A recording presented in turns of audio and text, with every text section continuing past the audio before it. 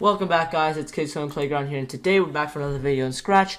And today we are recording our second part for the Hero War game. So if you have not checked out how Hero War works and the concepts of it, go to our YouTube channel, and there is the demo for the Hero War game that I'll be teaching you in this part. So we also posted part 1, so if you've not checked out part 1 yet, go check it out. It's the drawing of all the sprites, and yeah. So the first thing we're going to start on is the elf portrait, and we're going to work down all the way there, but we will come back to work on more on each of them. So I'm going to make a new variable, which is lives. So lives variable. So when the green flag is clicked, set lives to 1200, because the default is just the elf warrior, so that's just our first part of code. So we also need a new variable, hero selected. So when the green flag is clicked, it will set the hero selected to 1, which is the default elf. So we just do that for extra check. This is just extra. So, and it'll go to this position. You can put any position to the left, so that's just where it'll go. And then after that, it will show. And it'll switch costume to costume 1 because you've not selected any hero, this is the selected version, and there's a confirm button after that. So yeah, that's it. And then now we will have this piece of code. When this sprite is clicked, we're going to switch costume to costume 2. And then we're going to broadcast a message, since this is more simpler, to switch others. Oh, yeah, new message. Switch others elf. Yeah, so switch others elf. And it will set hero selected to 1. So when you click on this, it's going to be hero selected 1. Elf is the first hero. Then, now let's move on to the mage. So the mage, when this sprite is clicked, when the green flag is clicked, it will go to this position, but you can put anywhere in the middle, and it will show. It will also switch costume to costume 1, which is the unselected version. And it will also, when this sprite is clicked, it will switch costume to costume 2, so selected version, and then broadcast,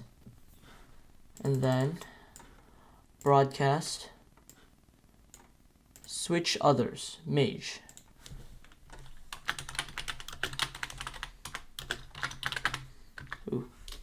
Mage. And when it says switch others mage, it'll set the hero selected to 2, because this is the second hero.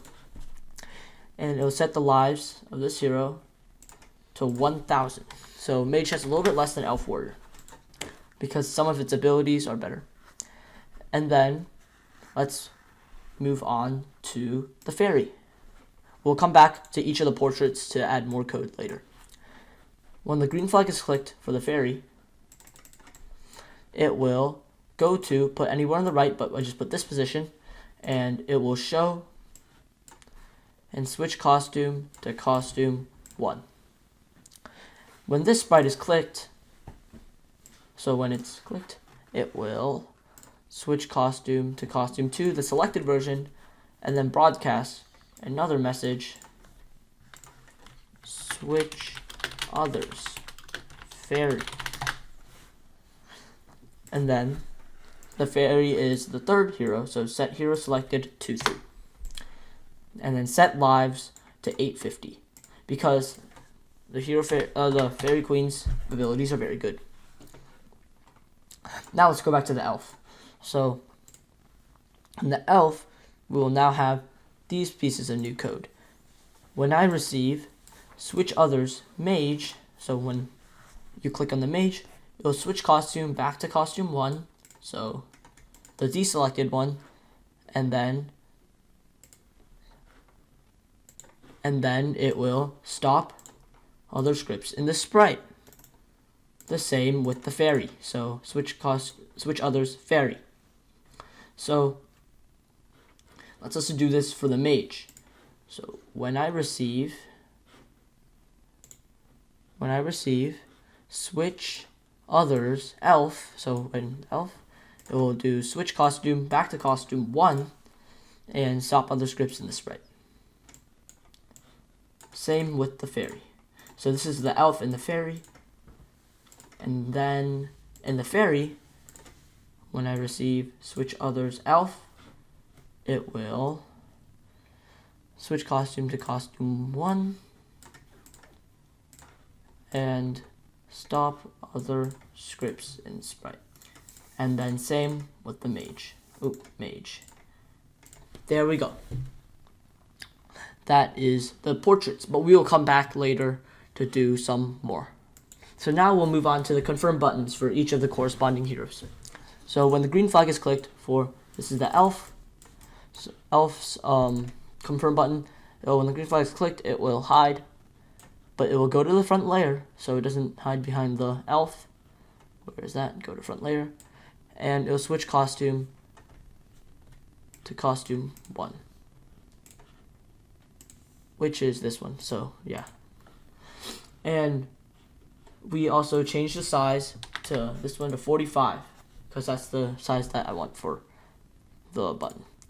And then it will go to, I have a position for it, which is like near the bottom of the elf, which looks the best, I think, in my opinion, for the position of the button, as you can see.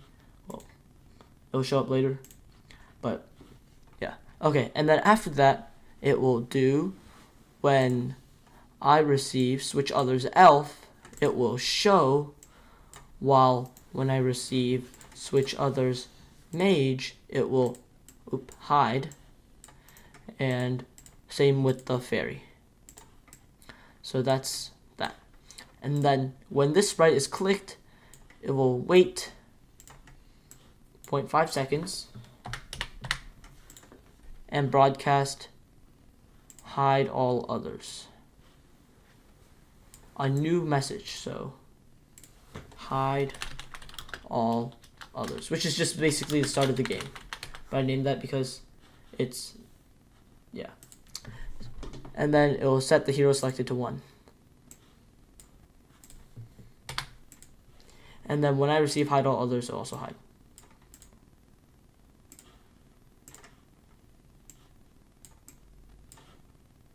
Okay, never mind. Hide all others sounds confusing to me, I'm not gonna lie.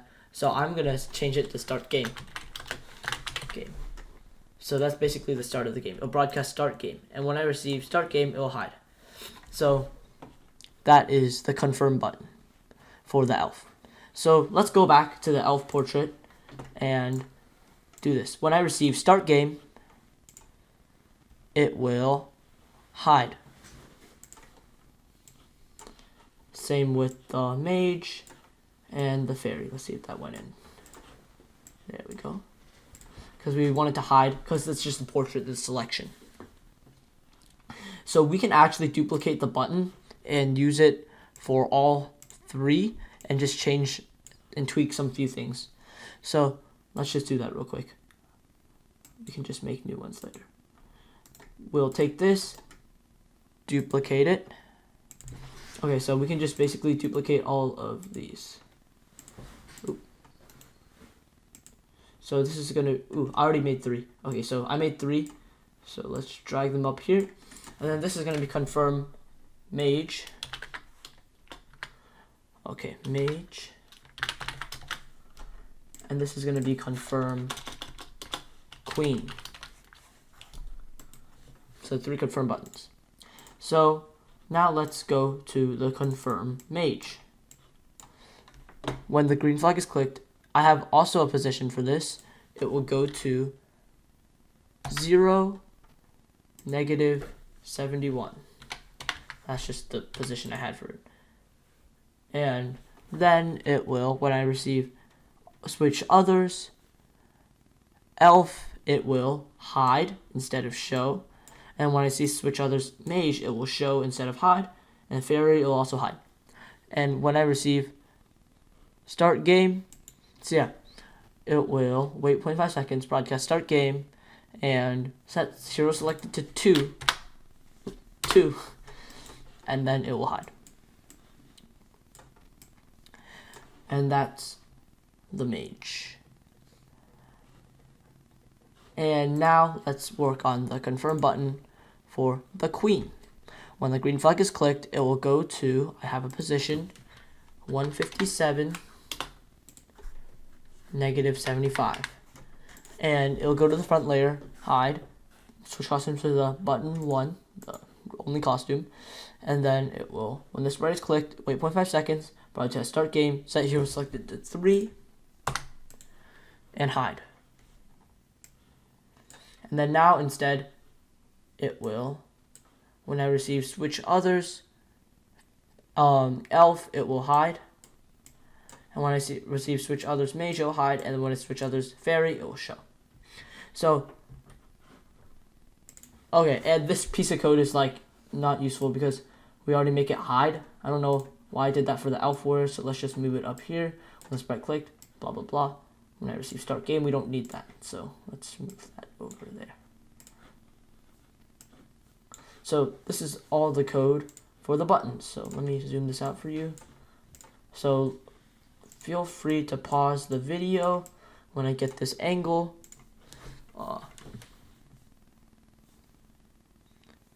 Yeah. Okay. Now let's look at Mage. And then let's look at the fairy. So feel free to pause. Okay, let's see if it works. So let's first hide this. You win, you lose, and then the death ray. Ooh, oops. That was an accident.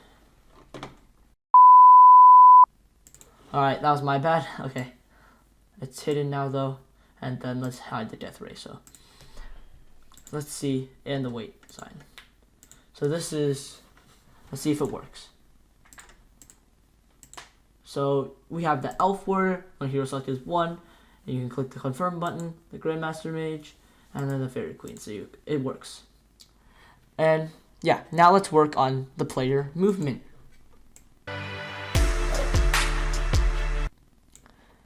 Okay, let's now work on the player. So the player, we have to add, let's work on the movement and the starting. So when the green flag is clicked, it will clear graphic effects because remember the poison from the vineyards, that does add into this. So, and then it will also go to the position up here. So that's just the selection so you can see which one you're looking at. And then it will also switch costume to costume 1. Because that's just the first one and it's just the default elf warrior. And I just want to keep it like that. And then it'll point in direction -90. And set size to 45%. So that's just like the standard. And then forever, it will, if then the hero selected is equal to 1, so hero selected is equal to 1, which is the elf warrior, it will switch costume to costume 1, which is the elf warrior costume up here. And then duplicate. If hero selected is equal to 2, it'll switch costume to costume 2. And if hero selected is equal to 3, it'll switch costume to costume 3. And then under that, it will show. So we will come back and edit this block later when we get to the vineyard. And when I receive start game, it will, we need a new variable, score. So actually, let's do this part first. When the green flag is clicked, because it's more simple, it will set score to 0 since you haven't killed anything. And it will also hide the variable score because I want to let it show the variable score after when you start the game. So when I receive start game, show variable score. And then after that, it will go to, so the player will go to the absolute middle, 0, 0. And then after that, it will show. And then forever, so let's put this big block, forever, If it's on the edge, it will bounce, so you can't camp in the edge or anything like that. And it will point towards the mouse pointer. You need if then here.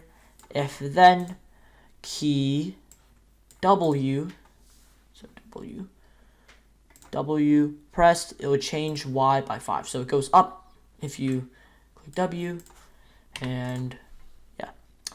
And if you click S, then it would change. And if you click S, it will change Y by -5, just like that. So the other one, the A and D are different. If then the key A is pressed, which is the left one, then it will change X by -5. Change X by -5, because that's left and right. And then if key D, WASD, change X by 5. So that's the classical movement of the player. Let's see how it works. Okay, so let's show you. So let's see. Hero selected is 1, it sets the default. Hero selected is 2, and it shows you like the little person on top. So you see a fairy queen. Let's try the fairy queen. You see it's the fairy queen, and then she's moving around like that. Also, one more thing. I actually forgot all about this. It's actually backdrop. Let's work on the backdrop right now before we end the video today. So let's convert this to vector. And then in red, pure red, I'm going to write select your legendary hero. Select a legendary hero. So let's write that. Select a legendary hero. Hero. There we go. Let's put it somewhere here, near the middle. And I like to change it to handwriting. So let's take that, make it a little bit larger. Just put it like right there. And then that'll just be on the top. And also, let's work on the quick code for the backdrop. So when the green flag is clicked, it will switch switch backdrop to Galaxy. And then after that, when I receive start game, it will switch costume to backdrop 1. So that's just, there we go. That's just the playing backdrop. So let's see if it works. Yeah, okay, there we go. So that is it for this video. So please like, share, subscribe, and comment in the comment section below what else games that you would like to see. And I'll be continuing with the series for this project. So anyway, see you guys next time.